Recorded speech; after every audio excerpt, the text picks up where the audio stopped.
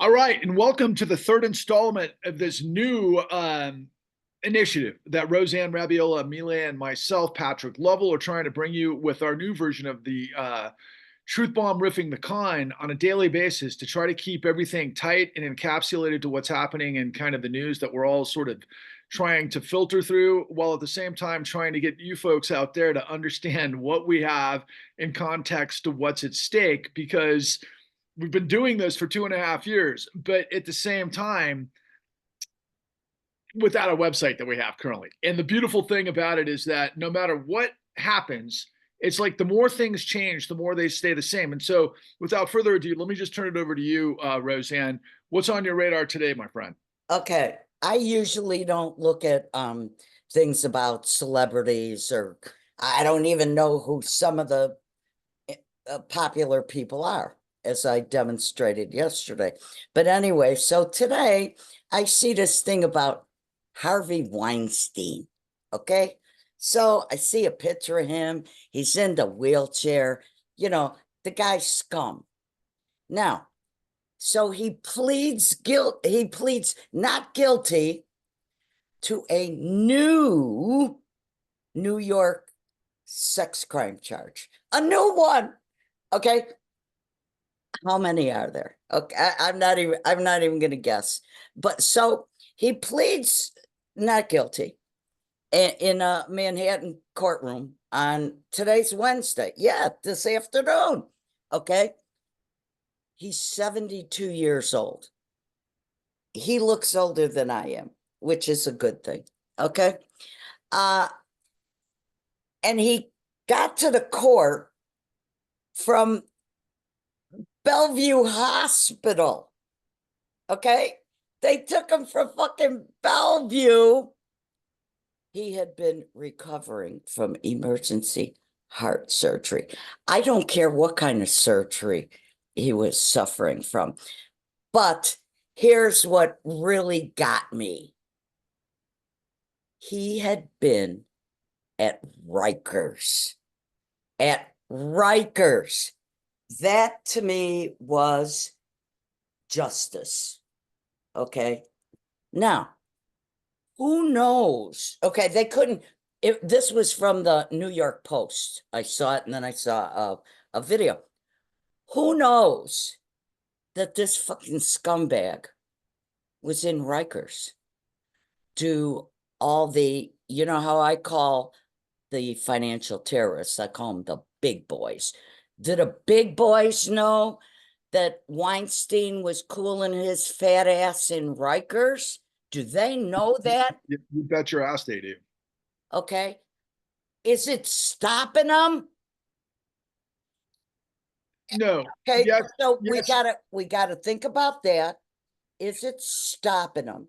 It's the perfect solution. It's the perfect action to me that somebody is getting punished the way they should. And actually, it's like a freaking miracle that the law is working. Okay, which shows to me we have a system that can work. Is it working, Patrick? Is it working? Well, you got to kind of balance it out to what the story of Weinstein is. Now, as I've said in many of my truth bombs, that because I come from the industry and I've been in film and production for a long time, and everything Weinstein Company is the top of the game for me. As much as I despise who Weinstein is, I also have a great deal of love and respect for all of the Weinstein product over the years, with the likes of Quentin Tarantino and you name it. Really, I mean, it That's goes fine. without And we saying. know that. But We but know that. I only say that because I wanted to comment on the fact that I saw that picture today with him in the wheelchair from Rikers, and he looks like he's dying. I mean, he looks so craven and so horrible. I mean, it's like when you think about justice for a guy like that, who literally had the complicity machine, where everybody in the system were basically kowtowing to all things Harvey Weinstein to enable this rape scenario for control. There was a systematic there's systematic process involved. And of course, Harvey wasn't the first nor the last, and there's so many others. And we did have Me Too, that there was a lot of accountability, but at the same time, I mean, it was the culture of Hollywood forever. Just Weinstein happened to be one of the most ridiculous, quite frankly. And by the way, I've spent a great deal of time with the Sundance Film Festival. A lot of his actions were happening near many places where I was during the Sundance Film Festival for many years. And by the way,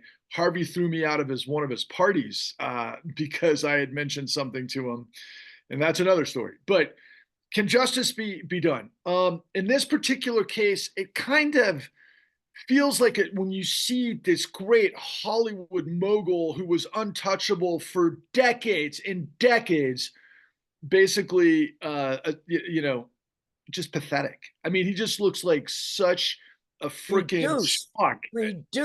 Reduced, exactly. And you're like, you know what? That it actually, there it is. There it is. I mean, I tell you, none of us who grew up with Weinstein would have ever thought that that was going to be the end game, given what we saw him get away with, and everybody had rumors, and everybody was in on it for years and years and years. And of course, it wasn't until the breaking stories, of course, that were done by Woody Allen.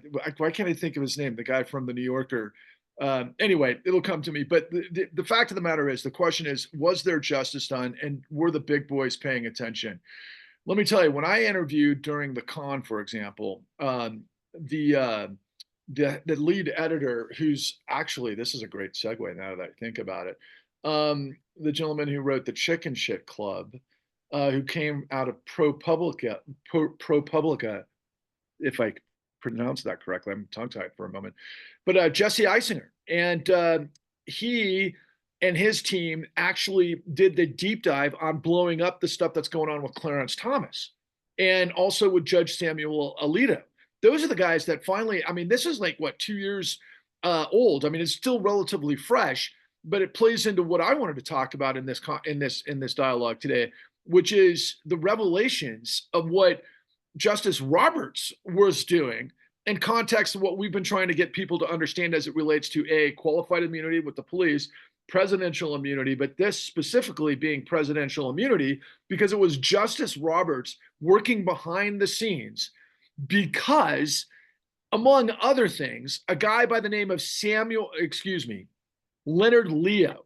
Leonard Leo is this billionaire guy that constructed this vertical with all of these different sorts of groups that had been donating billions and billions of dollars to these conservative hierarchies and think tanks and everything else that they were then using to basically supplant themselves within the Supreme Court and Congress to be able to get the 6-3 majority for this conservative court that has just basically train wrecked the United States. Now, among other things, for example, this guy who's the freaking lead justice, he's the senior justice on the Supreme Court, and this guy's playing, I'm going to etch a sketch American history, and we're going to wipe out the constitutional 14th Amendment Section 3 to basically reinterpret what they fought a civil war to put down on paper, to only have some guy like Leonard Leo paying X amount of money on top of Harlan Crow and all of these other guys that are right in front of our eyes, thanks to this fantastic journalism by Jesse Eisinger and the guys from ProPublica that revealed, and the New York Times just recently picked up, just like, it's Mia Farrow's son. I can't think of his name off the top of my head, but great journalist who brought all of this stuff. And by the way, there were so many machinations in Hollywood that were protecting Harvey Weinstein, okay, for decades. And it wasn't until this investigative journalism was able to bring this to the public that the actual DAs in these particular cases, both in LA and New York, decided to bring the cases finally. The evidence had been there the whole time. Now, this is the same exact thing with journalism doing it at the Supreme Court that is, created this presidential immunity for Donald Trump, particularly after the insurrection. And anybody paying attention to anything on X knows that all of these guys, from Elon Musk on down, and Tucker Carlson and Alex Jones and you name it, they're all plotting and planning for what appears to me to be literally whatever the insurrection part 2 is going to take. Okay. So in context to your question, are the big boys paying attention? Can justice be done? I'm going to say not enough, and not, let's say it, Jesse Eisinger said to us in our interview with him for the con, he said, look, you send a handful of these guys to prison, that ends the whole situation, because nobody wants to go to jail. But if you give them an inch, they take a mile. Who doesn't know that? Absolute power corrupts absolutely. And it's about the duplicity and the complicity machine of the hierarchies that enable all of this stuff to happen. And so, what we have to consider in context of what we're doing on a daily basis here, my friend, is that if people understand what we are providing them with the work in the con at www.thecon.tv, and quite frankly, everything on our website at thecleannewdeal.org, you can see a panoply of evidence that the Department of Justice, the FBI, the SEC, the DOJ, and AGs around the country weren't able to do for the American people. And how do we know that, Roseanne? How do we know that? We have the evidence. You talk to the people in the Department of Justice, in the FBI. You talk to Richard Bowen, who was with Citi. You talk to Michael Winston, who was with Angelo Mazzillo in Countrywide. You talk to Bill Black, who actually stopped the S&L crisis and put people in jail. And what do we do every day? We try to get all this stuff out to people. And what happens to us? I get people following me, and my follower count goes down. What's happening to you? Are they letting us get out? No, because the stuff, like, if you think is ginormous as these stories would have been in any parts of our lives, whether it's Weinstein, whether it's Trump, whether it's, quite frankly, and I have to just comment on this briefly, I came across this wonderful he's probably Australian, but an Australian podcast, this guy who's into markets and so on and so forth, but he just lays out what he's calling one of the largest Ponzi schemes in history as it relates to all things Elon Musk.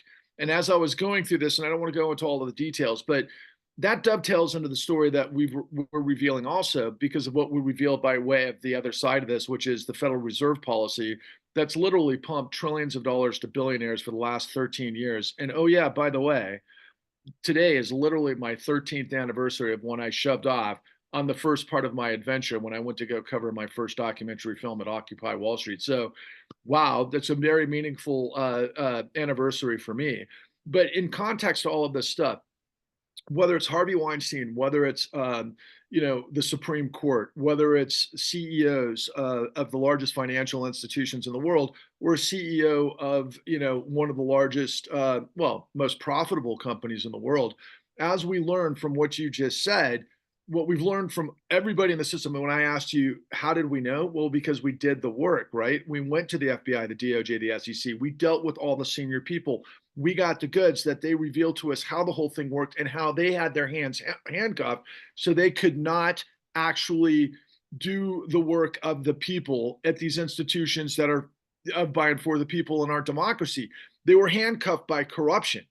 And that's the big reveal, that if you can't investigate, if you can't indict, if you can't bring these cases, well, you're certainly not going to have either a conviction through a grand jury or some sort of workaround based on whatever the attorneys work out. But, or in the case of, like you asked at the outset of this, Harvey Weinstein, none of that happens without the investigation and without the work.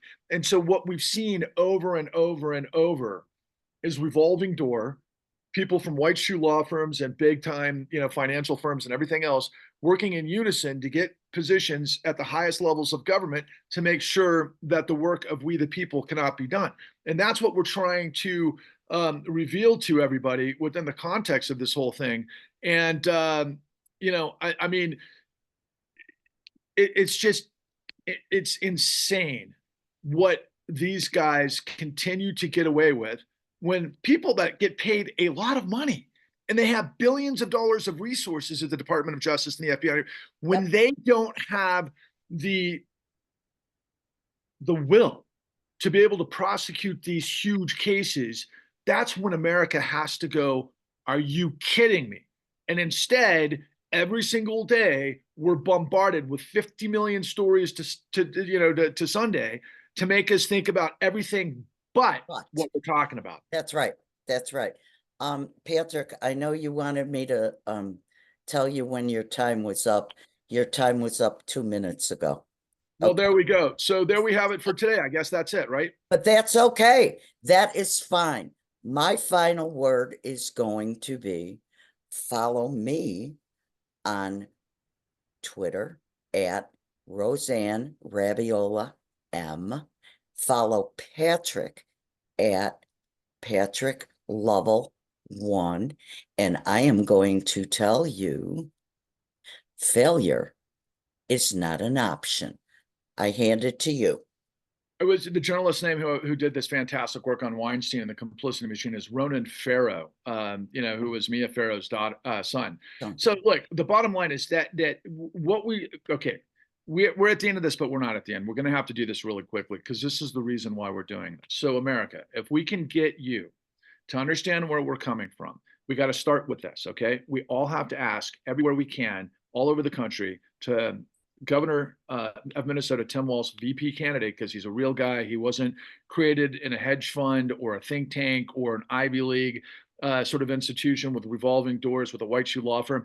No, he's salt of the earth, good guy that ironically, the ultimate of what I just mentioned, this guy, Eric Holder at Covington and Burling, as the guy, the dude who was running, whoever was going to run for VP, who was the former Attorney General of the United States, who did not do what Roseanne and I are talking about, and he chose this guy, Walz, who's a salt of the earth guy, to basically appeal to people in the swing states, right? So the question that we have to ask him is, did the United States go through everything it did to become what it is through its revolution and its wars and its expansion and all of the things that we did within the government over the 248-year history to get to a point where we literally elevate billionaires and their billionaire apparatuses above the law and above market forces because we give them tens of trillions of dollars illegally so that they could betray the United States. I know it sounds ridiculous because it is. And what that emanates is ultimately the four questions that we have to understand the synergy between them, which underscores everything that Roseanne and I have been talking about in this particular truth bomb and the previous two, by the way, and quite frankly, my 518 before that. But it really all comes down to these four questions, my friends. What is qualified immunity? Well, it allows the police to kill people and say that they did it in self-defense, which puts them above the law. So that doesn't mean that the law is equal for everyone, first and foremost. Two, what is the Electoral College? Well, I can tell you the Electoral College is what the Republicans like to refer to as constitutional republic, which allows the minority to rule. And what they do, because of dark money and all of these other elements that are happening, they're able to get what we just described at the very beginning at the Supreme Court, a perversion of what the country actually fought a war to prevent. So, for example, we got these six corrupt justices as a result of, quite frankly, the Electoral College. And it's going to be really in front of our face during this election. There's a chance that Kamala Harris could win by 10 million plus votes and still lose the election because of Electoral College fraud that we saw Donald Trump perpetrate using all the same tactics that we show you in the con: falsification of business records, racketeering, and forgery of electoral certifiers. Just insane audacity. But that's what happens when the law doesn't enforce the law. And then you have presidential immunity, which is tied to this. And then, of course, the illegal use, which is the biggest part of all of it. The illegal use of Federal Reserve Act 13.3, which we have all of the evidence. We know exactly what they've done at the Federal Reserve. And oh yeah, by the way, the Federal Reserve reduced the interest rate by 0.5 point today. So stocks are going to run. The whole conversation is that they're protecting jobs. They're not too worried about inflation. And now the markets are going to rev up again. People need to understand that the strength of the stock market does not correlate to the strength of the economy, first and foremost, but it's a continuation of the smoke and mirror tactics when people go, why is there billionaires running the world and somebody like Elon Musk who has the ability to buy Twitter to basically create propaganda at will? We see there's tens of millions of lies a day, quite frankly, on X, maybe per second. If you really, I could only imagine if I could get inside and do the analysis. But that leads us to the Clean New Deal. Take us into the Clean New Deal, Roseanne. And the Clean New Deal is precept number 1. We have to recreate a modern day Glass-Steagall Act to separate the commercial banking from the investment banking. We have to end Citizens United, because all that is legalized corruption to dark money. Okay.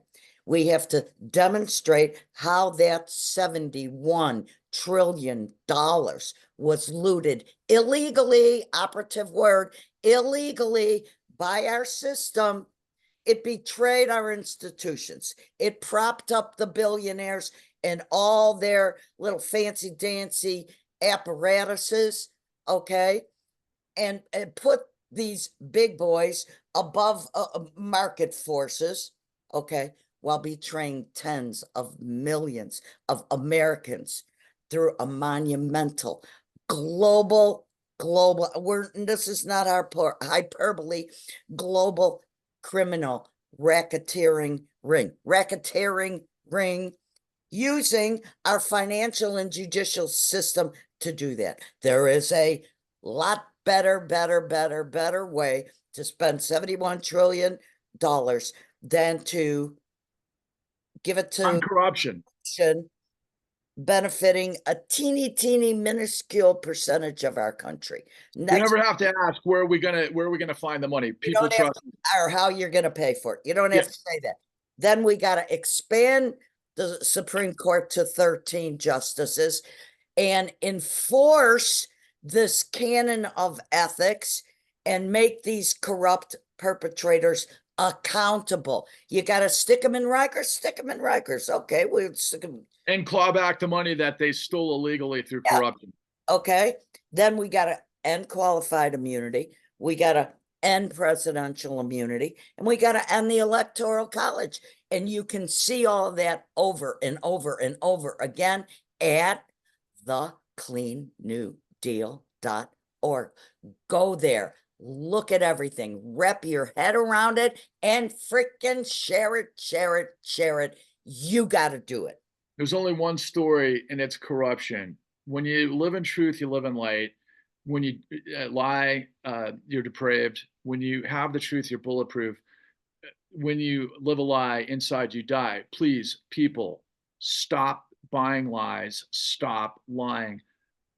Join with us and propel the truth above all else. There's really only one story, and we've got it soup to nuts. Thank you for joining us. We'll see you next time.